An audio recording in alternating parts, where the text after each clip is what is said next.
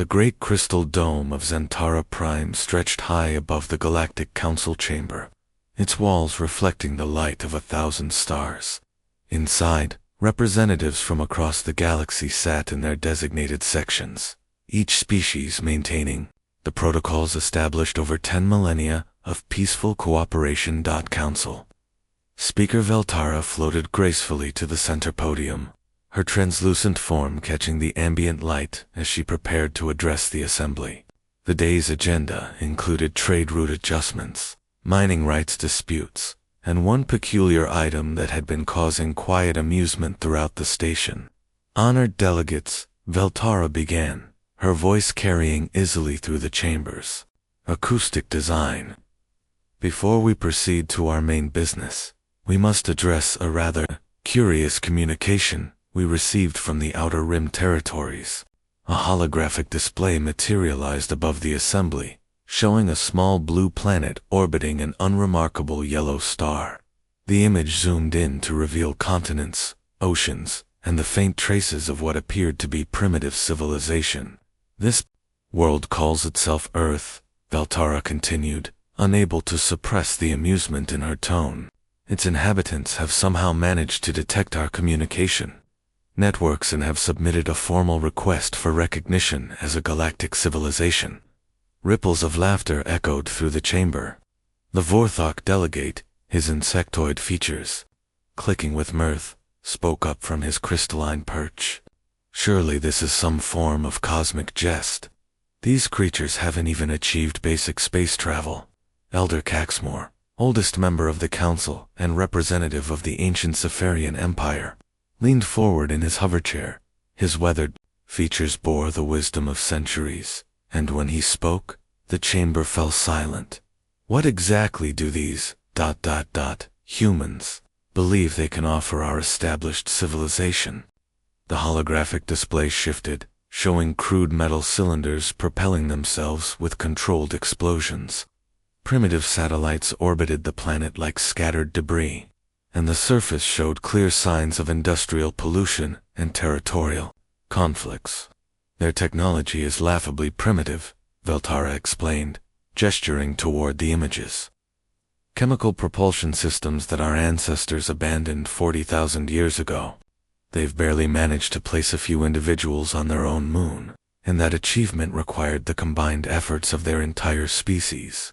The Nethri representative, a being of pure energy, contained within a specialized atmospheric suit, flickered with patterns that translated as condescending amusement. Their lifespans are incredibly brief by galactic standards. Most barely reach 100 of their planetary years. How could such short-lived creatures possibly contribute to projects that span millennia? More concerning, added the Aquarian delegate, her gills fluttering with distaste, is their apparent inability to achieve planetary unity. Our preliminary observations show they're divided into hundreds of competing factions, each claiming sovereignty over portions of their world's surface. Veltara nodded gravely.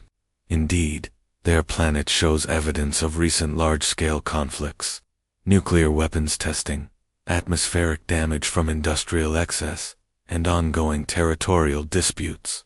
These beings seem incapable of the basic cooperation required for galactic citizenship. The hologram changed again, displaying intercepted human communications. The translations showed news broadcasts filled with violence, political arguments, and economic competition. The assembled delegates watched with a mixture of fascination and horror as humans demonstrated their capacity for self-destruction. They call themselves the dominant species on their planet, Veltara continued. Yet they've managed to drive thousands of other life forms to extinction. Their short-term thinking and aggressive nature make them fundamentally incompatible with our peaceful galactic community. Elder Caxmore stroked his chin thoughtfully. Have they demonstrated any remarkable capabilities that might offset these obvious deficiencies? Their rate of technological advancement is admittedly rapid, conceded the Vorthok delegate. In less than 100 years, they've progressed from crude flying machines to orbital satellites. However, this speed appears driven entirely by military competition rather than scientific curiosity. The ethereal collective's representative, speaking through harmonic vibrations that translated into audible words, added their perspective. Our psychic analysis suggests these humans possess unusual mental patterns.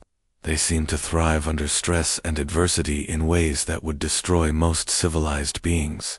However, this same trait makes them unpredictable and potentially dangerous. Vel raised her hand for silence. The question before us is simple. Do we grant recognition to a species that has demonstrated neither the technological sophistication nor the social development expected of galactic citizens? They haven't even achieved faster-than-light travel, pointed out the Crystalline Confederation's delegate. How do they expect to participate in galactic affairs when they can't leave their own solar system? More importantly, Elder Caxmore added, what could they possibly offer us? Our civilization has achieved perfect harmony, unlimited energy, and expanded across thousands of star systems. We've eliminated war, poverty, and environmental destruction. What could these primitive humans teach us? The vote was swift and unanimous. Every delegate agreed that humanity lacked the basic requirements for galactic recognition. Their technology was too primitive, their society too chaotic, and their aggressive nature too dangerous for peaceful coexistence. Let the record show, Veltara announced formally, that the species known as humans are classified as pre-contact primitives, unsuitable for galactic citizenship at this time. Perhaps in another few millennia, they may develop the wisdom and capabilities necessary for our consideration. The Council moved on to more pressing matters, dismissing humanity as just another failed species from the galaxy's outer reaches. None of them noticed the faint energy signatures of human deep space monitoring stations that had recorded every word of their deliberation. The emergency meeting room, deep beneath the Colorado mountains, had never hosted a gathering quite like this one.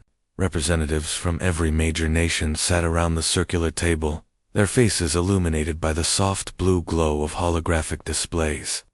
The air conditioning hummed quietly, but nothing could cool the tension that filled the space. Admiral? Kim walked slowly to the front of the room, her uniform crisp, despite having traveled halfway around the world in the past 6 hours. In her hand, she carried a small device that would change humanity's understanding of its place in the universe forever. Ladies and gentlemen, Admiral Kim began, her voice carrying the weight of momentous discovery. 3 days ago, our deep space monitoring station in Antarctica intercepted something extraordinary. She placed the device on the central table and activated it. The room filled with alien voices speaking in languages that no human had ever heard before. The translation software, working frantically to decode the strange sounds, displayed subtitles across the holographic screens. As the assembled leaders read the words, their expressions shifted from curiosity to disbelief to anger. "They're just humans," came the translated voice of the Galactic Council speaker. "Violent, short-lived creatures who wage war upon themselves. The galaxy has no place for such barbarism." Prime Minister Chen from the Asian Federation leaned forward, his knuckles white as he gripped a table edge. "They dismissed us like we were nothing more than animals." "Worse than animals," replied President Martinez from the Americas Union. "At least they show respect for endangered species. They treated us like pests." Admiral Kim allowed the recording to continue, letting each delegate hear every condescending word, every dismissive laugh, every casual insult directed at the human race. When the playback finished, the room fell into heavy silence. Dr. Park, the lead scientist from the Global Research Initiative, stood up and activated her own presentation. Charts and graphs filled the air around them, showing patterns of galactic civilization that humanity had pieced together from intercepted communications. "The irony is remarkable," Dr. Park explained, pointing to the data streams. "These alien civilizations have achieved exactly what we've always claimed to want: perfect peace, unlimited resources, and technological advancement beyond our dreams. But in doing so, they've lost something crucial. General Lee, from the European Defense Coalition, nodded grimly as he studied the information. They've forgotten how to fight. Look at these patterns. No military research and development for thousands of years. No weapons innovation. No strategic planning. They've become completely dependent on the idea that everyone will always cooperate. Meanwhile, Admiral Kim added, humanity has spent the last century perfecting warfare technology out of necessity. Our nuclear weapons, our missile defense systems, our cyber warfare capabilities, all developed because we had to survive in a hostile environment. President Han from the Arctic nations raised his hand. But surely their technology is still far superior to ours. They have faster than light travel, energy manipulation, and resources we can't even imagine. Dr. Park smiled for the first time since the meeting began. That's what makes this so interesting. Yes, their basic technology is more advanced, but it's also incredibly stagnant. They haven't innovated or improved their designs in millennia, because they've had no reason to. Their ships are built for comfort and ceremony, not for combat or survival. She activated another display, showing human technological development curves. Look at our advancement rate compared to theirs. In the past 50 years alone, we've made leaps that would have taken them centuries during their development phase. We adapt, we improve, we overcome obstacles because we have to. General Lee stood up and began pacing, his military mind already working through possibilities. They see our conflicts as primitive barbarism, but those same conflicts have taught us lessons they've never had to learn. We understand logistics under pressure, rapid resource allocation, tactical flexibility, and crisis management. More importantly, Admiral Kim added, we understand motivation. These alien species have lived in paradise so long, they've forgotten what it means to fight for survival. But humans, we've been fighting for everything we've ever achieved. President Han looked around the room at his fellow leaders. So what exactly are you proposing? Admiral Kim's expression hardened with determination. They won't recognize us as equals through diplomacy, because they see us as primitives. But what if we demonstrate that our so-called primitive nature is actually our greatest strength? Dr. Park activated classified files that began appearing on the screens around them. We've been reverse engineering their technology from the intercepted communications. Our engineering teams have identified weaknesses in their designs that we can exploit. Their peaceful nature has made them overlook basic defensive concepts.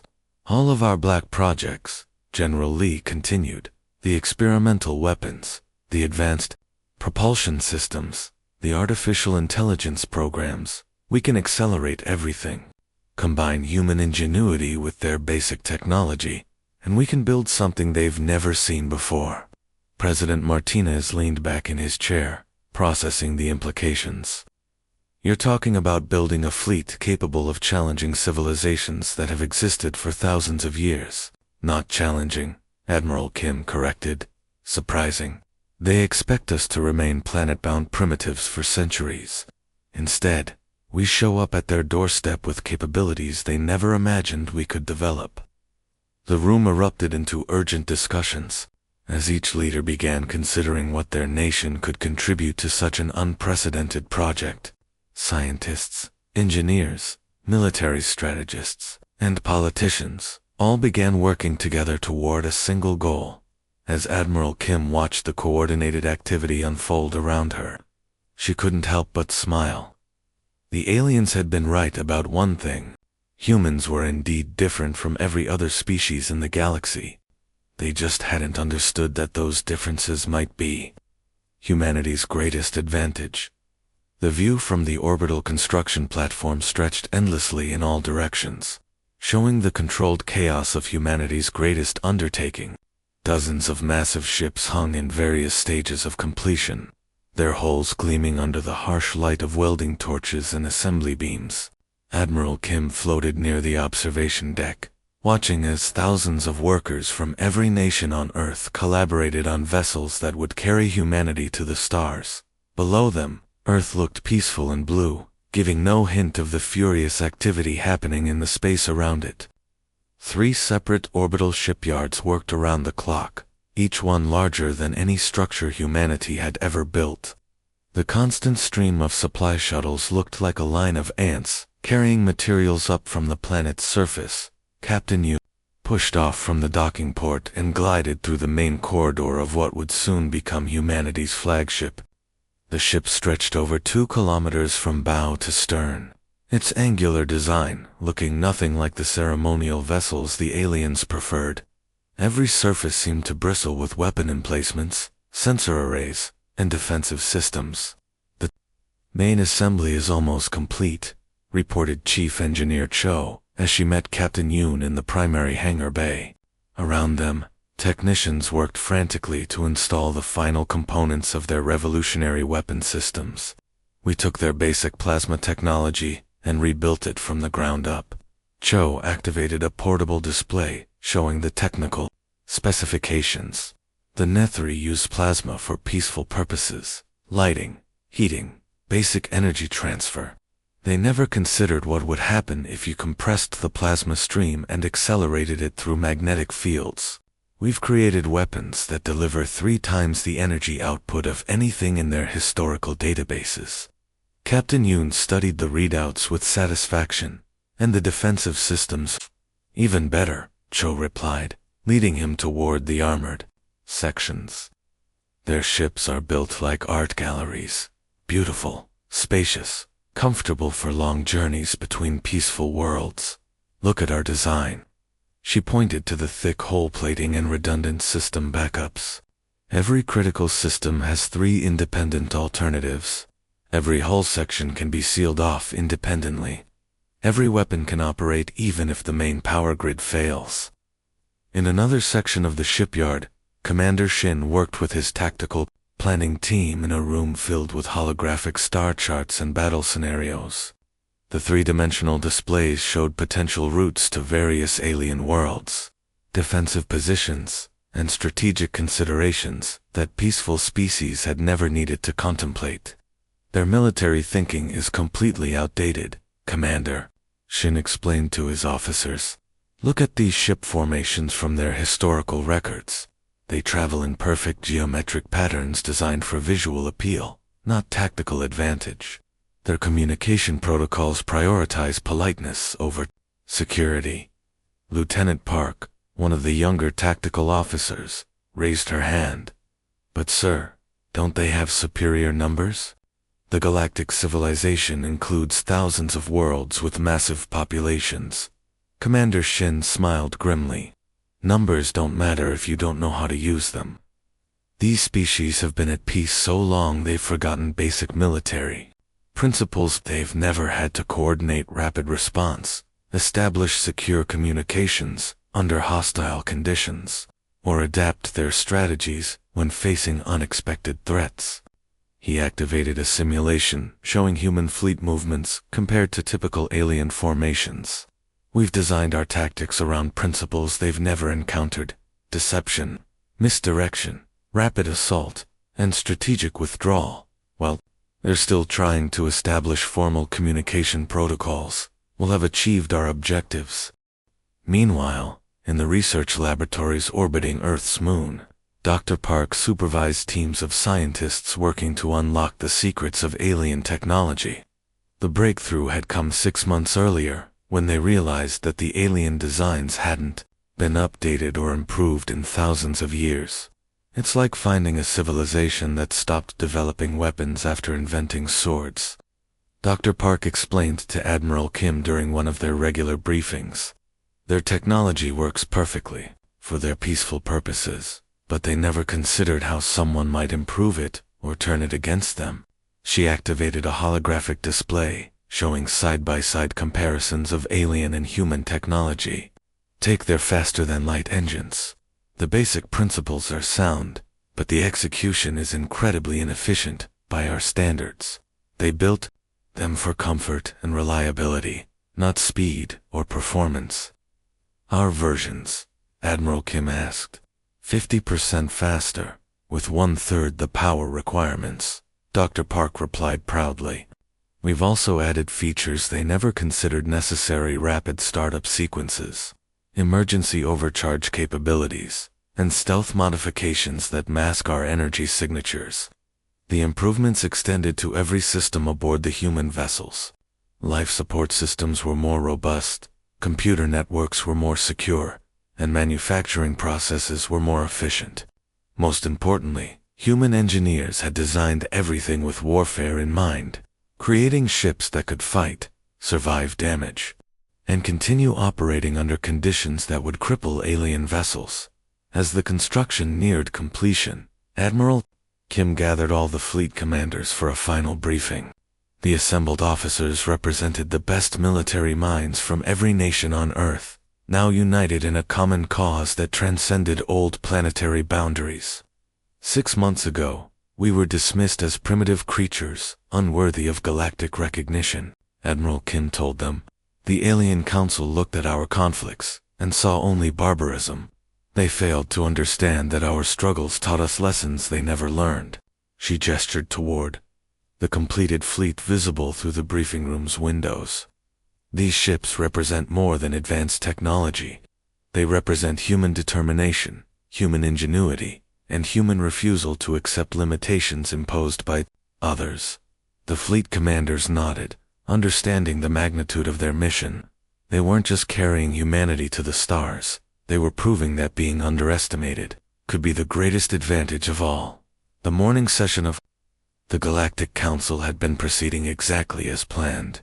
Council Speaker Valterra floated gracefully above the assembly, discussing the mundane details of grain shipments between agricultural worlds. The delegates listened with the polite attention of beings who had participated in thousands of similar meetings over their long lifespans. Elder Caxmore was reviewing harvest projections on his personal display when the first alarm sounded.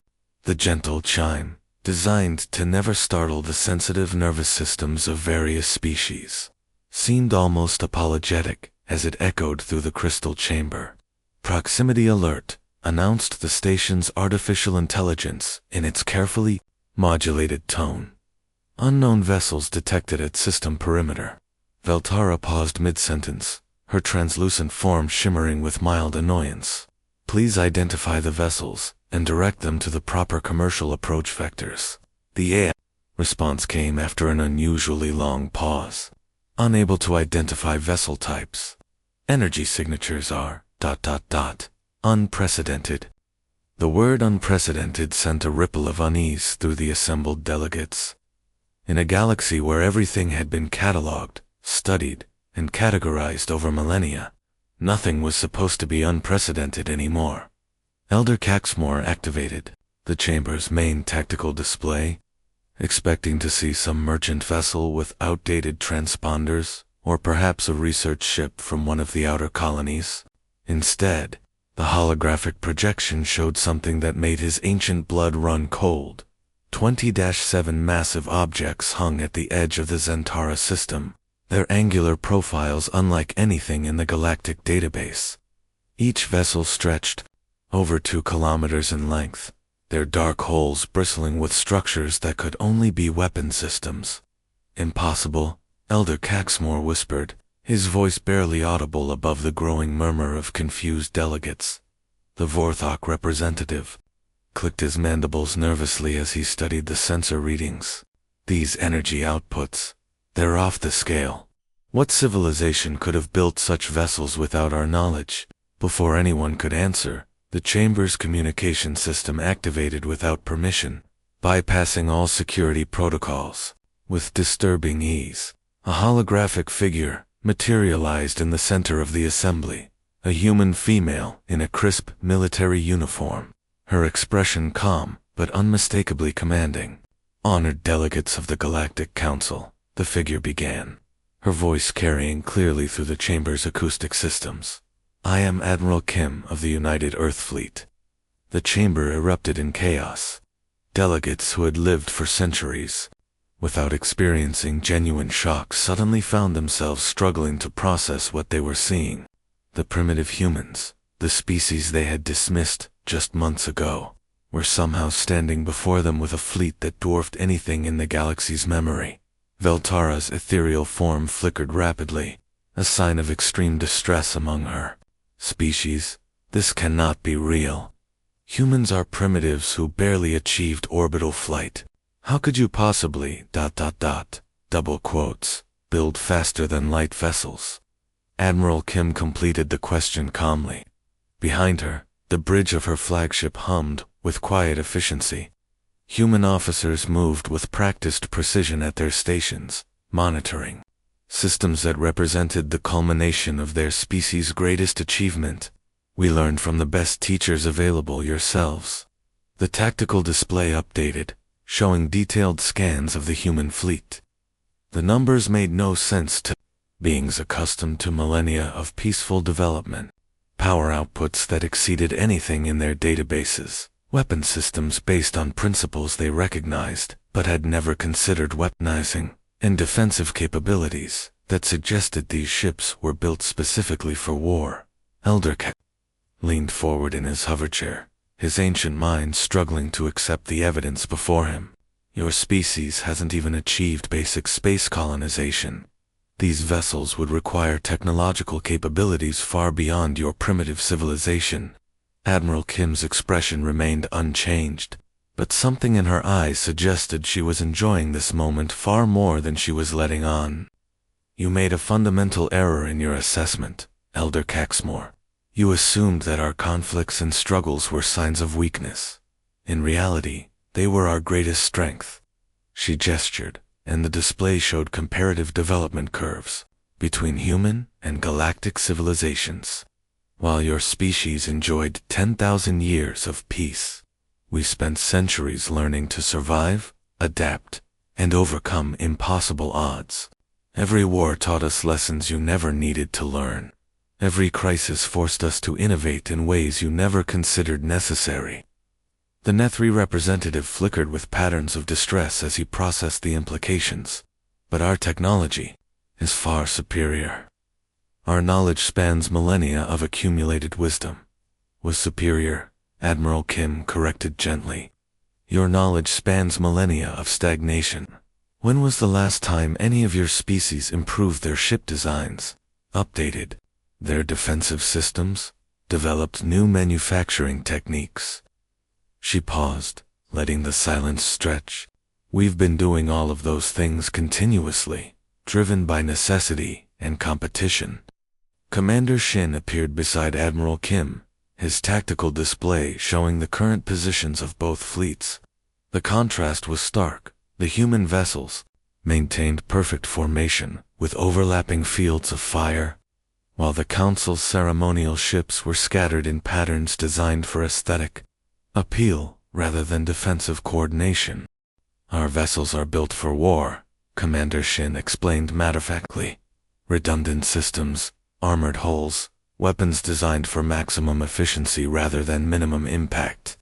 Concepts your peaceful civilization never needed to develop. Veltara's form stabilized slightly as she tried to regain her composure. What do you want? Are you here to conquer us? Admiral Kim smiled for the first time since the communication began. Conquer? No, Council Speaker. We're here to join. You see, we've reconsidered your earlier assessment of our species. You were right. We are different from everyone else in the galaxy. We just disagree about whether that difference is a weakness or a strength. The chamber fell silent as the full implications of humanity's arrival began to sink in. The species they had casually dismissed had not only reached the stars, but had done so with capabilities that rendered the galaxy's existing power structures obsolete. The council chamber had been transformed into something resembling a war room, though none of the alien delegates would have recognized it as such. Holographic displays surrounded the central negotiating table, showing fleet positions, resource allocations, and strategic analyses that the peaceful galactic civilizations had never needed to consider. Admiral Kim sat comfortably in her chair, reviewing the documents that would reshape galactic politics forever. Across from her, the assembled delegates whispered among themselves in dozens of languages, their earlier confidence replaced by nervous uncertainty. The humans had not come as conquerors, but their very presence had upset thousands of years of established order. "Let me be clear about our proposal," Admiral Kim began, her voice carrying easily through the chamber's acoustic systems. "Humanity offers comprehensive military protection to all member species of the Galactic Council. This includes patrol, services, threat assessment, defensive installations, and rapid response capabilities." Elder Caxmore leaned forward, his ancient features showing deep concern. "You speak as though threats to our civilization are inevitable. We have maintained perfect peace for 10 millennia. What possible dangers could require such aggressive preparations?" Commander Shin stepped forward, activating a three-dimensional map of the galaxy. Red zones appeared in several sectors, areas that the peaceful civilizations had simply avoided rather than explored. "Your species achieved peace by avoiding conflict, not by eliminating threats. Our deep space reconnaissance has identified at least 17 potential hostile civilizations in unexplored regions." The map zoomed in on one particular sector, showing energy signatures and movement patterns that suggested massive military buildup. "This region alone contains activity levels that indicate a civilization with expansionist intentions. They've been building a fleet for the past 2 centuries, completely undetected by your monitoring systems." Veltara's ethereal form flickered with distress. "But surely these are peaceful, exploratory missions. Not all species are as aggressive as humans." "Perhaps," Admiral Kim replied diplomatically, "but can you afford to assume peaceful intentions from unknown civilizations that build warships instead of research vessels?" She activated another display showing comparative fleet compositions. The contrast was stark. While galactic civilizations built beautiful ships designed for comfort and ceremony, these unknown species had constructed vessels that could only serve military purposes. Dr. Park, who had accompanied the negotiating team, added her scientific analysis. "Based on our technology assessments, these civilizations have been developing in isolation for thousands of years. They've had time to build massive fleets without any diplomatic contact or peaceful influence from your council." The Vorthok delegate clicked his mandibles nervously. "Even if such threats exist, what makes you believe humanity is better equipped to handle them than our combined civilizations?" Commander Shin smiled grimly. "Because we understand warfare in ways you've forgotten. Look at your current defensive capabilities." Another holographic display showed the positions of various alien fleets. Beautiful ships, arranged in ceremonial formations, with crews trained in peaceful protocols and exploration procedures. He gestured toward the tactical readouts. "Your vessels are designed for long-range exploration and diplomatic missions. Comfortable quarters, advanced laboratories, recreational facilities, and communication equipment optimized for cultural exchange. When did any of your species last conduct military exercises?" The silence that followed answered his question more effectively than words could have. Elder Caxmore finally spoke, his voice heavy with reluctant understanding. "And what do humans require in exchange for this protection?" Admiral Kim's expression remained pleasant, but firm. "Full membership in the Galactic Council, with equal voting rights. Access to your scientific databases and cultural archives. Fair trade agreements that recognize humanity's manufacturing capabilities and resource management expertise. And military command authority during crisis situations," Commander Shin added. "When threats emerge, decisions must be made quickly by those trained in strategic thinking. Peaceful civilizations excel at consensus building, but that process is too slow when facing hostile action." The Nethri representative flickered with patterns of concern. "You're asking us to surrender our sovereignty to a species we met only hours ago." "Not surrender," Admiral Kim corrected. "Partnership. We're asking you to recognize that different species have different strengths. You've mastered art, philosophy, and peaceful cooperation. We've mastered survival, adaptation, and strategic thinking. Combined, we're stronger than either could be alone. She stood and walked to the chamber's crystal windows, where the human fleet maintained its perfect defensive formation around Zentara Prime. Each vessel bristled with weapons and sensors, ready to respond to threats that the peaceful civilizations couldn't even detect. The galaxy is changing, Admiral Kim continued. Your sensors have confirmed movement in regions you've avoided for millennia. Unknown civilizations are expanding, building fleets, and testing boundaries. You can either adapt to this new reality with our assistance, or face it alone with outdated thinking and unprepared defenses. The council delegates huddled in urgent discussion, their voices creating a buzz of alien languages and worried whispers. Representatives who had spent centuries debating agricultural quotas and cultural exchange programs now faced decisions that would determine their civilization's survival. Finally, Elder Caxmore raised his hand for silence. If we agree to these terms, how do we know humanity won't eventually turn these same weapons against us? Admiral Kim returned to the table, her expression serious but reassuring. Because we need you as much as you need us. We can build ships and weapons, but we lack your knowledge of galactic geography, alien psychology, and diplomatic protocols. We're not seeking dominance, we're seeking partnership with species who complement our capabilities. The vote, when it finally came, was not unanimous, but it was decisive. The galaxy's peaceful civilizations chose adaptation over isolation, recognizing that their perfect peace had been maintained only because no one had seriously challenged it. As the various species began competing to offer the most favorable terms to humanity, Admiral Kim smiled quietly. The beings who had once dismissed humans as primitives now eagerly sought their protection and partnership, proving that sometimes the greatest strength comes from being underestimated.